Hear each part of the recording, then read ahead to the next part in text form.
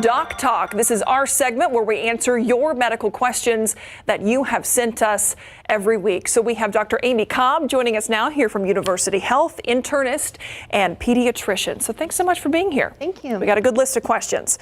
First one up is from Esther S. She's asking about Bell's palsy.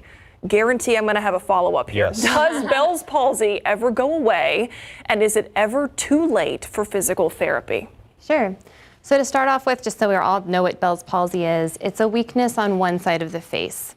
And we don't know exactly what causes it, but we think it's often linked to infections, but also some non-infectious causes like pregnancy and diabetes. So the important thing is when you think you have Bell's palsy, you should see your doctor, and getting steroids early can really help you. In terms of recovery, about 70% of patients will recover spontaneously within 3 to 6 months without treatment. But with the steroids, that goes up to 80 to 85%. So that's why I'm saying go see your doctor about it. There are other treatments like antiviral medicines that we sometimes use, and then eye care is very important. So, you know, when I say one side of the face is weak, that includes the ability to close your eye. And if the eye gets too dry, it can cause permanent damage. So that means like patching your eye at night and using lubricant drops. In terms of the physical therapy question, there's really not very strong or robust data to tell us if it helps or it doesn't. There's some small studies, so it's something that you can do. But one thing I would bring up is that, you know, this listener said that, you know, if it's been too long. So I'm thinking that maybe they've had this already for a while. If it's been more than 3 to 4 months, they should go see their doctor again, even if they went initially, because it's time to do more investigation to make sure it's Bell's palsy. So an MRI or a CT scan of the brain. They can do nerve testing to see how damaged the nerve was, and they can sometimes see signs of recovery on that nerve test. Yeah, so I dealt with this 5 years ago. That's what I went through, making sure there wasn't a stroke at play or something like that. And it's a helpless feeling. You want to feel like I just need to do something, but time, I know, is really important. But is there anything that somebody can do to put their body basically in a better place to heal? Supplements, something you can eat, a way that you can kind of prime yourself for that healing. Question, right? So universally, inflammation is bad for the body, okay? So that's why we think like infections can cause it. You know, diabetes can cause it because that inflammation. So anything you can do to lower your body inflammation, and there's, you know, it's the basic stuff, guys. Eat a healthy diet, get enough rest, manage your stress. That's kind of like the global thing, I would say, because otherwise you can't always manage the other risk factors. Yeah. And take care of your eye. Take care of your eye. Take care of your eye. All right, next question is near and dear to me. I have a mother who suffers from dementia and Alzheimer's, and Letty has a question about her mother. She's been showing signs of dementia. Being a strong woman all her life, she is stubborn and afraid of what that means. The prescription that she got made her too sick, and she wouldn't take it the 3 weeks to adjust. What alternatives are there, and how do I help if she doesn't let me talk to her doctor? Right. So I would start off by saying, you know, it's common that people experiencing dementia might be in denial about it, right? So, or I should say that there'll be resistance to help about it. So one reason could be that they're not aware of their symptoms, the ways their personalities are changing, the personality is changing, or the way that they may be having memory problems.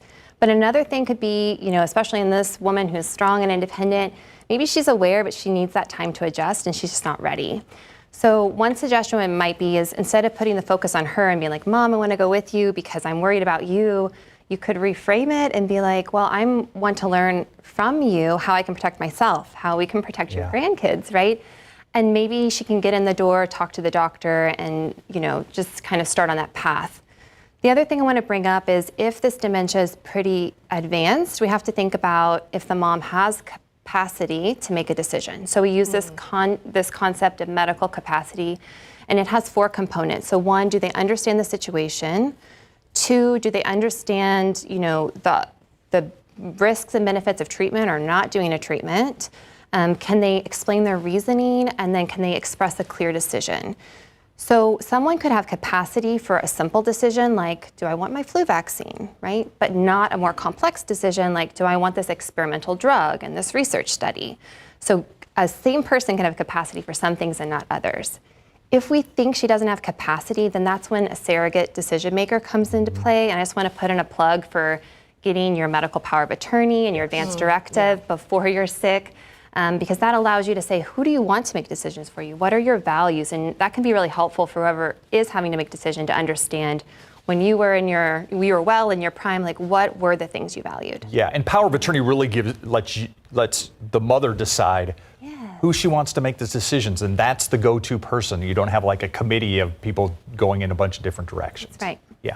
Okay, our next question is from Jessica. Can you talk about BVD, that's binocular vision dysfunction, and what are some of the resources to help make an accurate diagnosis and find treatment? Okay, so to start with, a quick check for this is if you can look through both eyes and it's blurry, and then you cover one eye and it's clear, then that's what BVD is, okay? So it just means that your eyes are not able to, they're misaligned and they're not able to focus when they're both open. So this could be because of a problem in your brain, in your eye socket, or with the muscles that control your eyes. So the way to start would be to go and see your eye doctor, to check for this. And they may end up recommending an MRI or a CT scan. They may recommend some labs, or you might need to see a neurologist or a neuro-ophthalmologist. If no, concerning cause is found, then sometimes it's just a prism in your glasses can give you some relief. Okay. By the way, when you're giving that answer, I saw Adam Caskey over there. I did too. Yeah, checking his vision. So yeah, he's he's you paying good? attention Yes. over there. Okay, Yeah, he's good. Okay, good.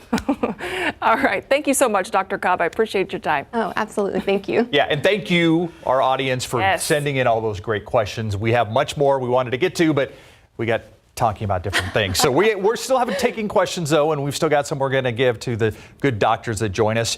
Hit this QR code, submit your questions. We will ask them on the air. We'll be right back.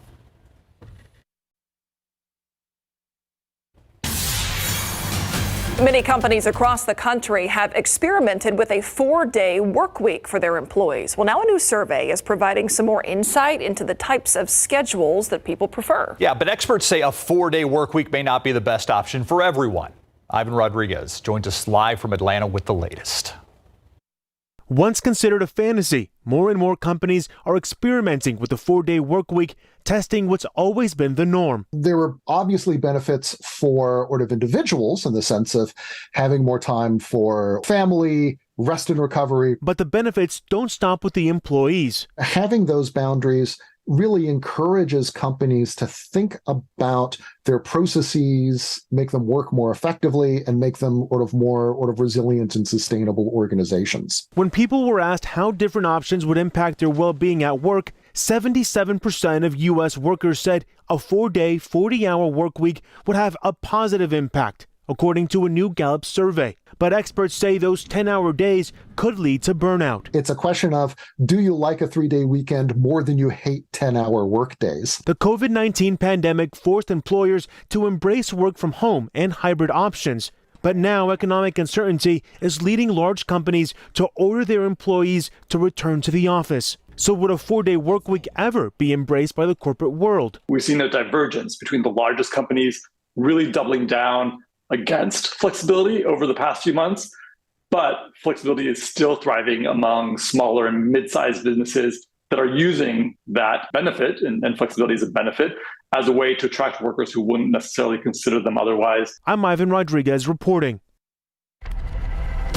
Take a live look outside right now, 65 degrees. We have seen that temperature slowly drop throughout the day. Maybe not quite as much rain as I hoped for. Yeah. I'm not going to say you hoped for, Adam. I hoped for. We did say temper your expectations. I know. But for accumulations. Yeah, but we still have areas of rain. Actually, this is good, steady, soaking rain out there right now. And I think it's going to prime the ground nicely for our next rain event, which is likely by the end of the weekend and into early next week. Some areas of enhanced rain over the very drought-stricken parts of Bandera County here. Little pockets of yellow, some just a little extra rain is all that really is. Just moderate showers. I wouldn't even call that heavy. I'd call it moderate. This is going to come and go through the night tonight, and I think some of it even linger into the morning commute. Notice those rain chances by midnight dropping off to 40%, and then tomorrow during the day we'll have them at 30%. The newest drought monitor, how much rain has fallen across the state over the past 24 hours, and of course our next chance of rain in just a bit.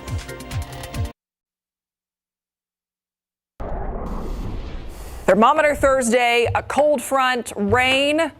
It is a big day. Dancing. It's a big day. Yeah, it is. Yeah, it is a big day. Caught me dancing there. I get a little excited when we got these conditions. That's my go-to move, by the way.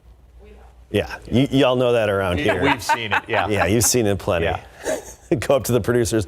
What are we doing today? What are we doing? What are you doing? Okay, authority radar. We've got some areas of very light rain, and this is good. It's the good soaking rain, but it does give us the damp roadways, of course. So some issues on the roadways. It's going to be slick in some spots, so just take it easy. And it's going to be the case through the morning commute tomorrow. As I mentioned before, some moderate showers coming down from Tarpley to Bandera, now over toward Pipe Creek. If we're lucky, you could pick up another quarter of an inch or so through the night tonight and into tomorrow. But overall, we're looking at fairly minimal accumulations. We'll take what we can get. Here's the latest drought monitor. Not much of a change compared to last week, but this red area from most of Bexar County into the hill country, that's in the extreme category. Remember, just a few weeks ago, that was exceptional. That was a category worse. So we have had improvements, and this will help us out a little bit more. Today was just a little bit of a drought denter, not much of a denter, but I think we'll have more help as we get into Sunday and Monday. Across the state, 65% of Texas in drought. That's the same as what we had last week. But let's put the radar on top of this, just really over the past 24 hours or so, not even. And you see these showers just since earlier this morning overspreading a good chunk of the state, and some heavier rain along the Gulf Coast, where we do have extreme drought conditions along the Gulf Coast. But it's nice to see the shower activity, most of it very gentle and soaking in nature. So that's good, but obviously we could use some more. As for rainfall totals, across the state, since yesterday, it's been very light, mostly under an inch with the exception of some locations along the Gulf Coast. Now, I mentioned Sunday night on into Monday, we have another spike in our rain chances, another good shot, another good opportunity. And that's not just for us in San Antonio, but notice the rainfall potential for basically right now all the way through Monday night. Gulf Coast could see another handful of inches, really. Could see upwards of 5 inches in some spots. Elsewhere across the state, including here in our neck of the woods, I think we'd be fortunate and we'd be lucky to get an inch or an inch and a half out of that next rain event Sunday night through Monday. Right now, we're at 66 degrees, so temperature slowly falling off. And you see the wet roads, a little glisten there from the headlights and even some droplets on the screen. Dew point is 62 with the north wind. That's going to be changing. Dewies are already dropping up to the north. In the hill country, dew points in the 50s. That slightly drier air will slowly work its way southward, and you'll start to notice it, especially tomorrow morning, first thing in the morning. The cold fronts along the coastal plain right now. Notice temperatures in the 50s and 40s to the north. Midland 46, Abilene 49, Amarillo at 51. In the core of the cold air, 40s and 30s. This isn't a frigid cold front. It's just a noticeable cold front. Nothing like the one we had right before Halloween. That got extra dance moves. That was quite a cold front. Tomorrow we'll start the day at 54, then 60 by the afternoon. So most of the day basically in the 50s. Plan for the 50s with a few isolated showers possible. Tomorrow, 62 Port SA, 60 in New Braunfels, 62 in Floresville.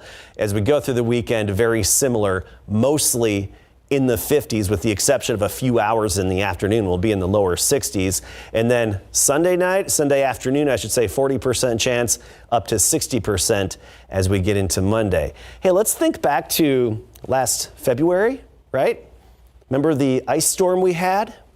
We had the ice storm. We had some damage, especially up in Timberwood Park. Well, take the animation.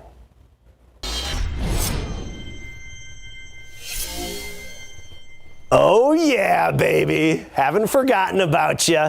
So we have the rubble to relic. The oak finally dried out just enough. The moisture content's down to about 10%, and that's what you need for woodworking. So it's finally able to get a little time to bust out the tools, make some dust, and start to work on the rubble to relic thermometer. So the oak wood that was from some of the trees that were down from the ice. That's going to be the backboard for the thermometer. So Gary Nix, haven't forgotten about you. It just takes time. Hopefully I'll be done by next February to get it done, but it's underway. So we've been working behind the scenes, and it's almost ornament season. That's right. Oh, yeah. I'm a little behind on that, but I'm catching up. That's why you've been extra busy over there. Oh yeah. We've heard it. That's the sound of beautiful thermometers. There you go. Yep. All right, thank you, Adam. We'll be right back. Dance for me. No. Tonight, San Antonio police investigating another dog attack. Police say a man was walking on South San Gabriel last night when he was attacked by 2 dogs. We have blurred the video because of the graphic content there. That's when officers say a neighbor intervened and shot the 2 dogs. Animal Care Services says the dog's owner was given multiple citations. The man attacked is expected to recover. The San Antonio police investigating a deadly shooting near downtown, happened near the intersection of Bonham and McCullough Avenues. Witnesses told police 2 men got into an argument. One of them pulled out a gun and shot the other one. The suspected shooter has not been found. A suspenseful landing for passengers on a Frontier Airlines flight today. San Antonio fire officials say they got a call about 4 crew members feeling nauseous while on that flight. A statement from the airline says attendants noticed a fume-like odor at the back of the plane. Maintenance teams are working to determine the cause. And that's your 60-second recap. Cooler. Most of tomorrow and really through the weekend will be in the 50s. Mornings in the low to mid 50s, afternoons just briefly hitting 60 degrees or in the low 60s. And more rain chances, more promising chances Sunday night into Monday. Thanks, Adam. And thank you for watching. See you on the Night Beat at 10.